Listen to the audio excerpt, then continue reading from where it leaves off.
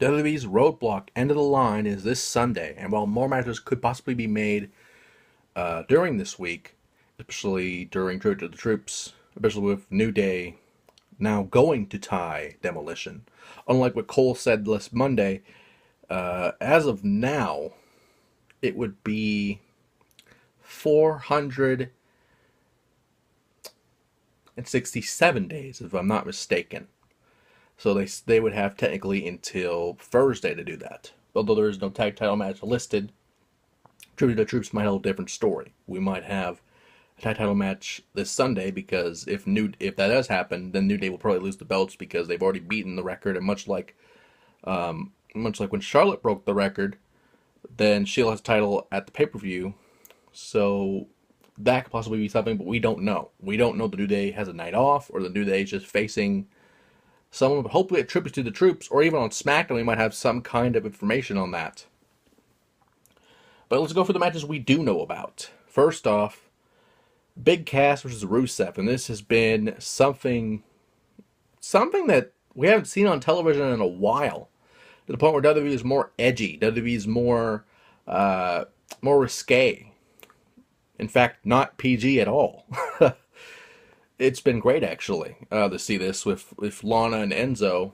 The fact that Rusev and has been having problems with Enzo and Big Cass and all them, but Lana has been a catalyst as well, throwing the ring off of her finger of being married to Rusev, to the point where Enzo. This basically all started when Enzo was literally naked backstage, and it was.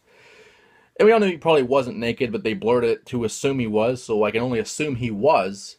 But after looking for a while, he might have some kind of shorts on or something. Maybe some, like, tan-colored underwear or something. I don't know. This isn't the first time people have done this. But, it's interesting because it's something a PG show hasn't seen in a while, especially with news of a certain former CEO of WWE being a small business manager for a WWE Hall of Famer who's now president, but that's another story for another time. Which, in a way, all these PG eras have started because of said Senate campaigns from said person, which will not be named because people know who it is. But the fact is, this is the first time WWE has been more edgy in a long time, and I loved it. To the point where Lana had Enzo go to her hotel room. Lana did an amazing job, by the way, of that, and then eventually told Enzo he was a fool.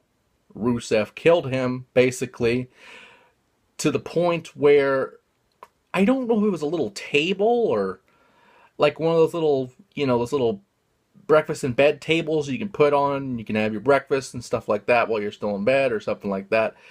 That was broken on Enzo. Enzo fell into it to the point where a vase was broken over the back of his head, and where he was dragged out of the hotel room. And this week, of course, we were going to see what Rusev and Lana do behind closed doors, but of course we never saw that. Big Cass came out, the Brawl came out, and now this match is for the pre-show, or the kickoff, whatever it's called now. Big Cass versus Rusev. Now, I don't know what they're going to do, because this is an interesting match. I wouldn't have thought this match would have happened. Maybe it happened before, but just the thought of having a big guy like Cass, no pun intended, but like a guy that's 7 foot tall, and by the way, you apparently can't teach that, which you really can't, but depending on how many giants are in the wrestling business, sometimes you can. Anyway, he faces Rusev, and Rusev is just a fucking beast to begin with. I don't know who's going to win this. I really don't. In fact, we don't even know if Enzo will be at ringside, which could be the whole reason for whoever wins. If Enzo isn't there, Lana can basically interfere if she wants to, and could help Rusev win. But if Enzo is there, it'd be a more even playing field, and I wouldn't be surprised if Enzo tried to take his revenge on Lana. We could even see a DQ, which I'm not really a fan of DQs, but in this case it would make sense, because if Enzo came back, attacked Rusev, then it would be justified. So probably either a shitty DQ finish with Enzo interfering, or Big Cass will pick up the win against Rusev. I mean, this can literally go either way. So that's why I'm trying to be as vague as possible with this match, because I don't really know what would happen here. Next up, back to the days of Rodney Mack and the 5-minute White Boy Challenge, except now it's a 10-minute White Boy Challenge as Sami Zayn faces Braun Strowman, which I'm surprised this isn't the kickoff match, because you have 10 minutes. Might as well put it on the kickoff. But Sami Zayn basically has 10 minutes to beat Braun, or at least survive Braun, because Braun said, and I quote, that you could not even last 2 minutes with him, to the point where Foley has refused several times, in fact, where Foley has refused Zayn a opportunity with Braun Strowman, to the point where he could have been possibly traded, but with Eva Marie, a SmackDown vs. Raw trade of equal value, which honestly, with how Sami Zayn has been acting over the past few months, I might have to agree with that.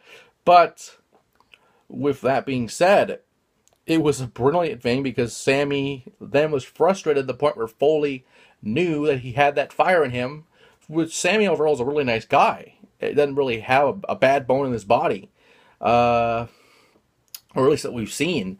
And Foley needed to see that, and now the match is made. And Sami basically can either survive the 10 minutes or pin him or submit Braun to pick up the win. I don't know what's going to happen here.